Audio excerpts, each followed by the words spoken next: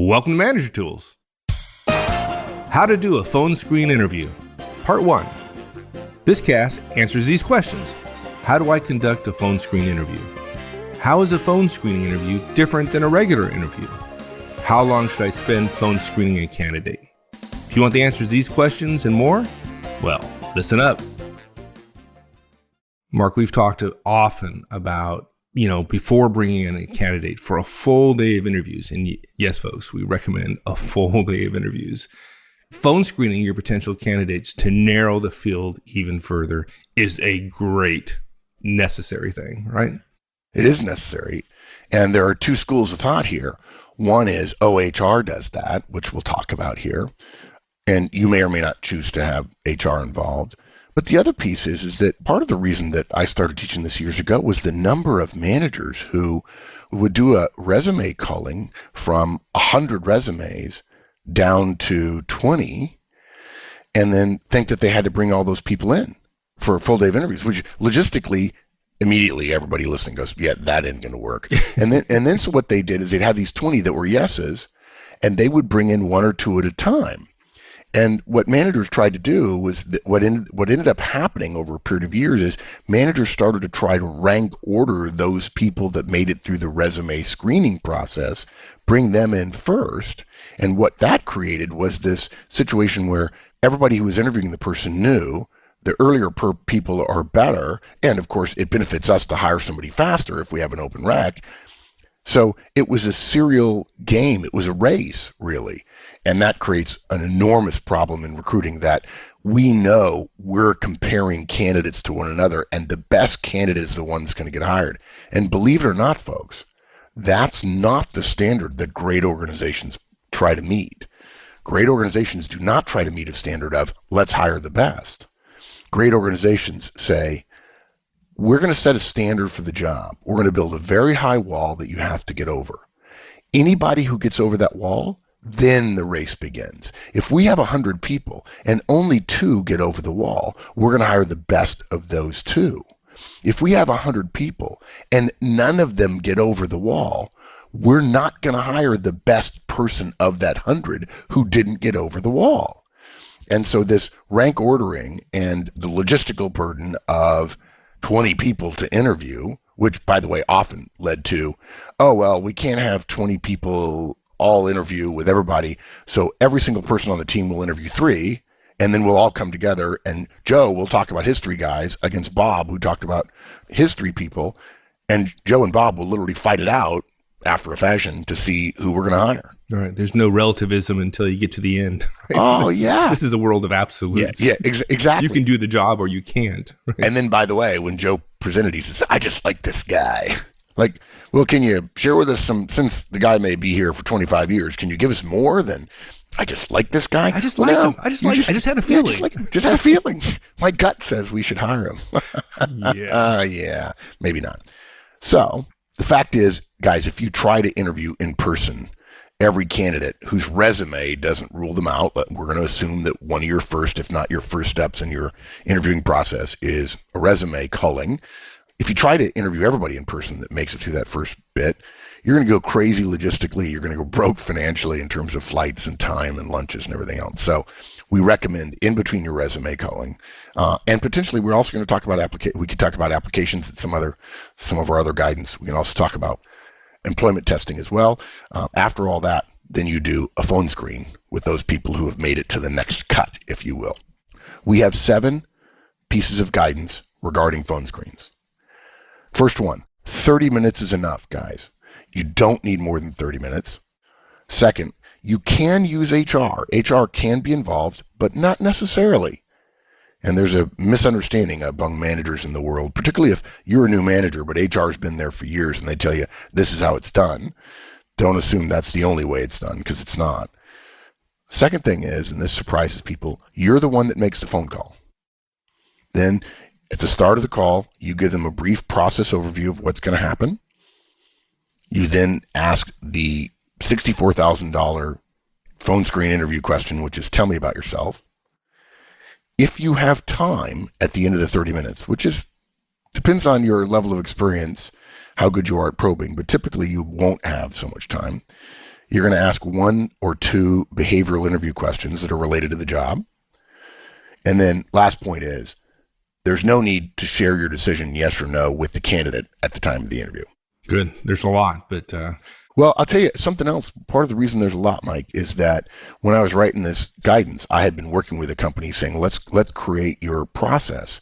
And I had this moment of these people, there's a couple of directors, there's a VP, none of them ever had any insight, any training, hey, here are the basics of phone interviews.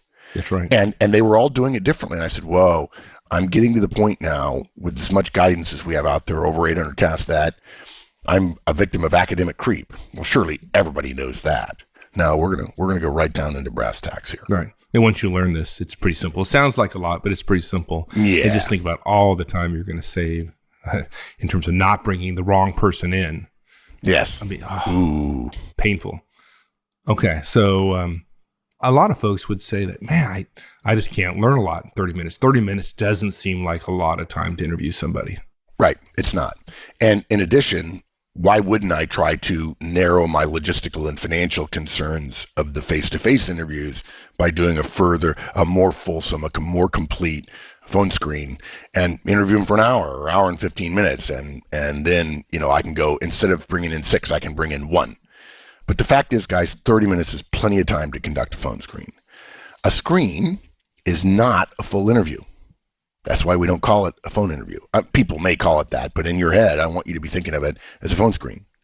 As I said before, they are generally conducted following a culling of the stack of potential qualified resumes, and somewhere in between that and before the full day of final interviews. Right.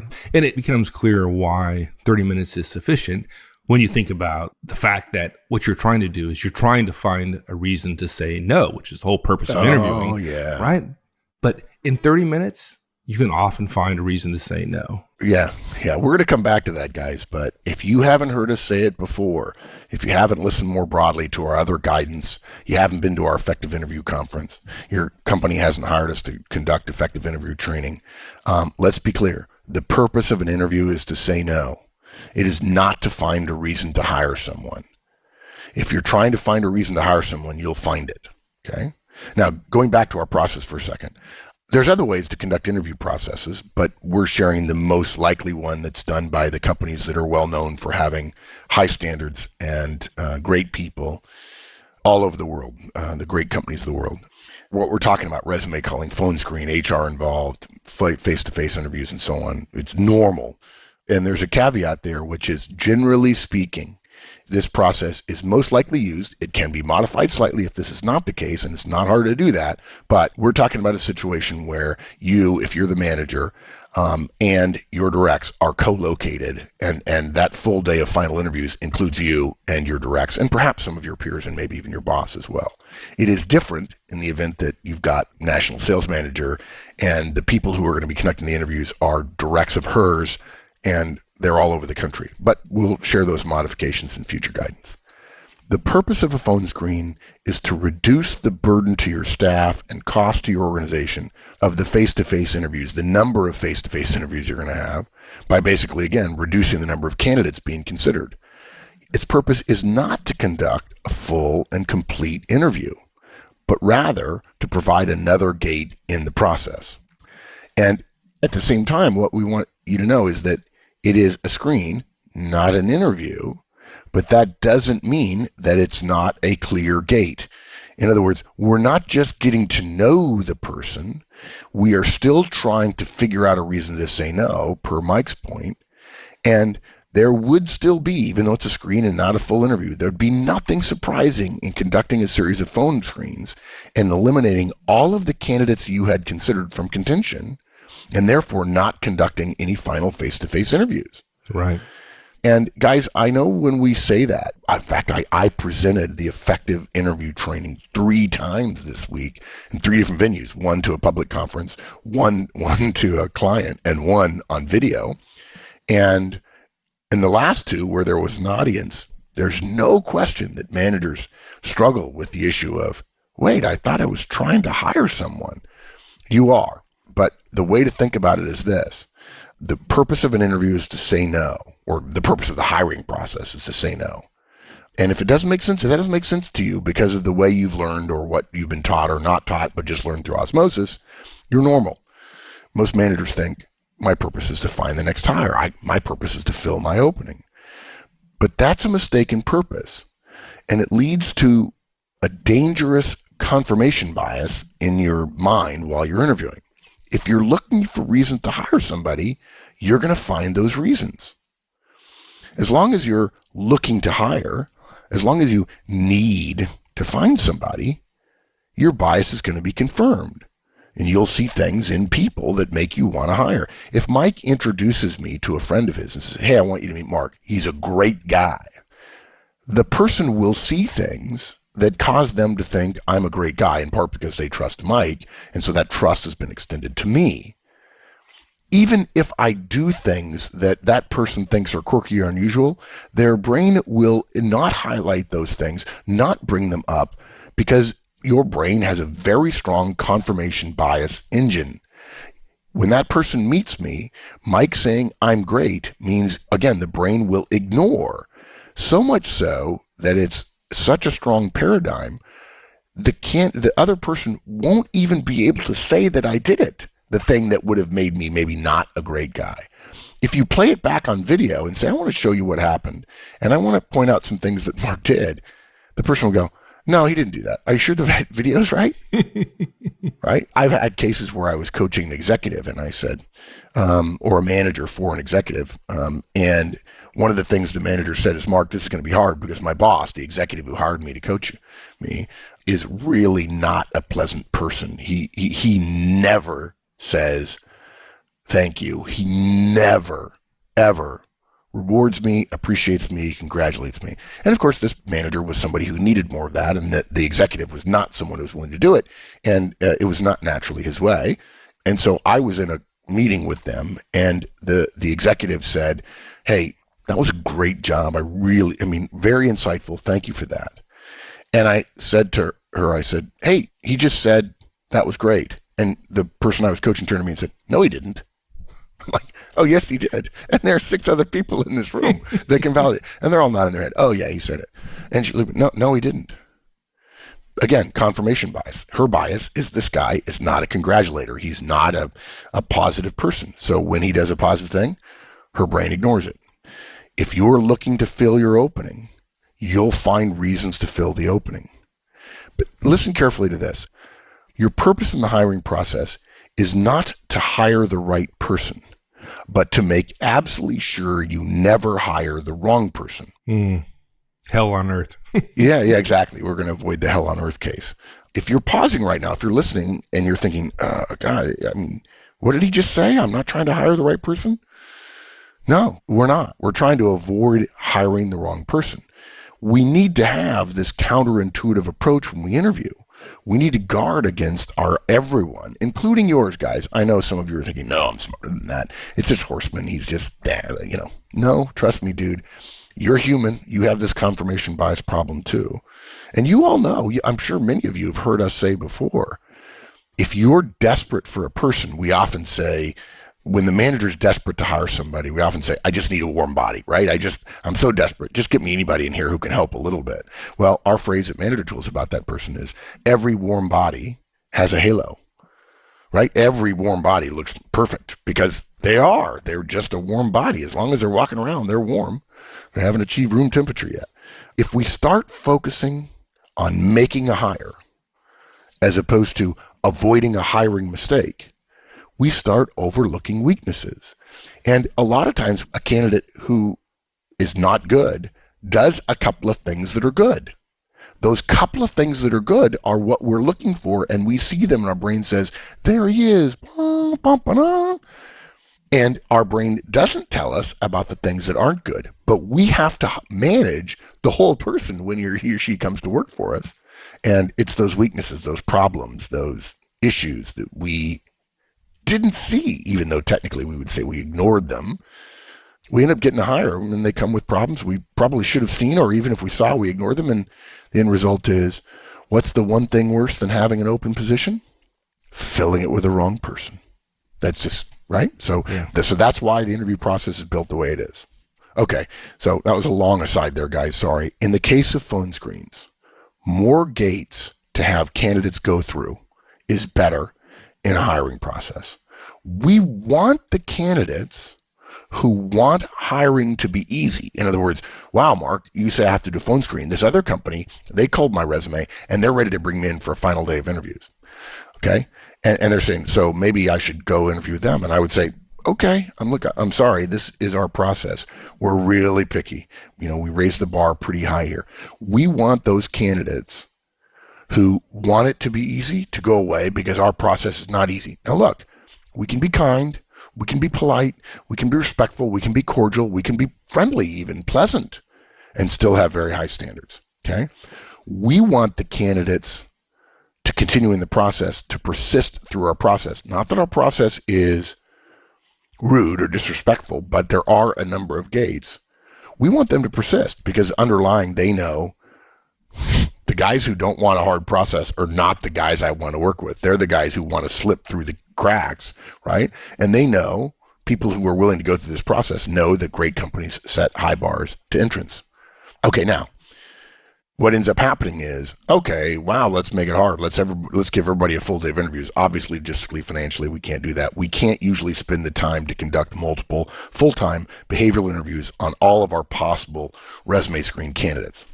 But we do want to start talking to them. And there's only so far that a test or an application or another resume screening or even a group resume screening, which a number of companies started doing a number of years ago, and I don't think helps terribly much. I'm not going to tell you not to do it. I just haven't found it terribly useful when I've been involved in hundreds of them sitting around conference room tables. It ends up devolving pretty quickly into best and worst. And then the big group in the middle, there's no discernment involved. But you can only gather so much about a person, what's on paper, what's on applications, and so on, what HR might be telling you. So we want to start talking to them. You're going to have to talk to the people you work with. Communication skills matter. Tone matters. Ability to answer questions matter. Your sense of how well you'd like to work with a person matters. So phone screens are an in-between gate between those resume screens and final face-to-face interviews. Again, it's been our experience, 30 minutes is plenty of time. Remember, guys, we're looking for reasons to say no.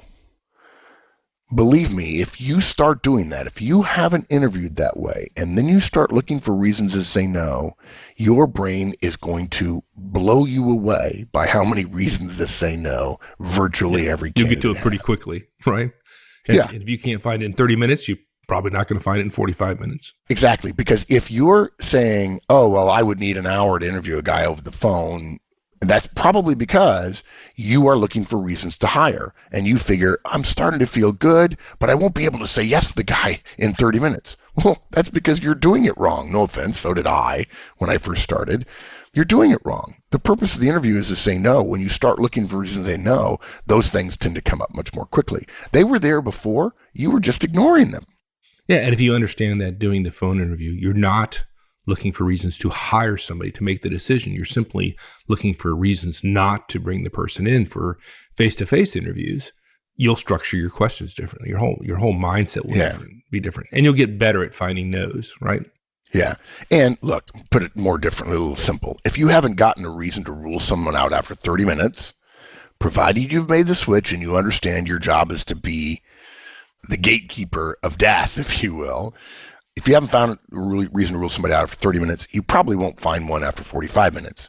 If you still haven't found it after 45 minutes and you figure you'd go to an hour-long phone call, the problem becomes, this has been my experience, and I've conducted thousands of phone interviews and phone screens, most people are going to struggle to get through a phone interview of an hour or longer. Phone behaviors, the ability to be useful on the phone, start to deteriorate for most people once they reach about an hour's length of time. Okay.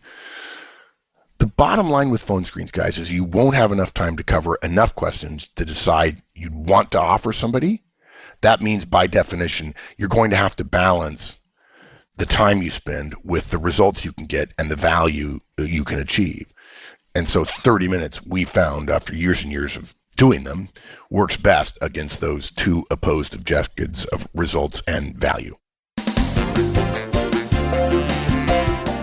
Thanks, everyone. That's it.